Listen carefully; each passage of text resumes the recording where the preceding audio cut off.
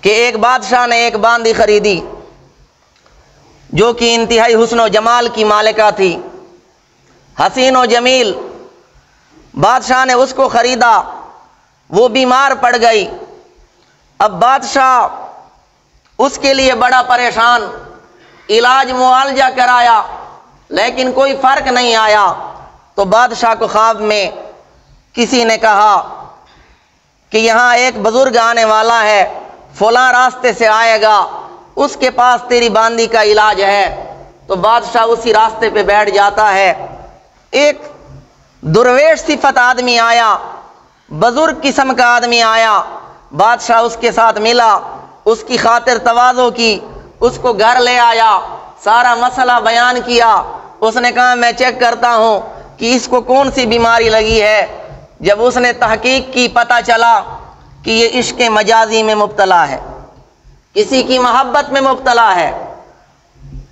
اس بزرگ نے اس باندی کا ہاتھ پکڑا، نبض پہ ہاتھ رکھا اور کہا کہ جتنے ممالک ہیں ان کے نام لو۔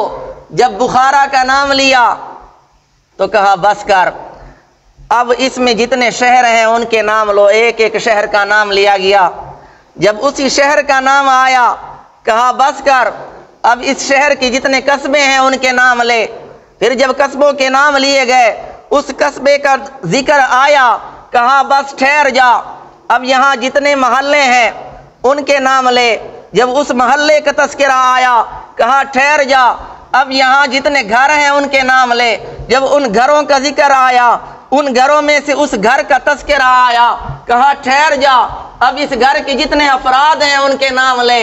جب ان افراد کے نام لیے گئے اور اس فرد کا نام آیا جس کی محبت میں یہ مبتلا تھی، کہا ٹھہر جا، بس مرض معلوم ہو چکا، اس شخص کی محبت میں یہ مبتلا ہے۔ کیونکہ جب بخارا کا نام لیا اس کی حالت تبدیل ہو گئی، جب اس قصبے کا نام لیا گیا اس کی حالت تبدیل ہو گئی، جب اس محلے کا نام لیا گیا اس کی حالت تبدیل ہو گئی، جب اس گھر کے افراد میں سے اس فرد کا نام لیا گیا اس کی حالت تبدیل ہو گئی۔ تو یہ محبت کا تقاضا ہوتا ہے۔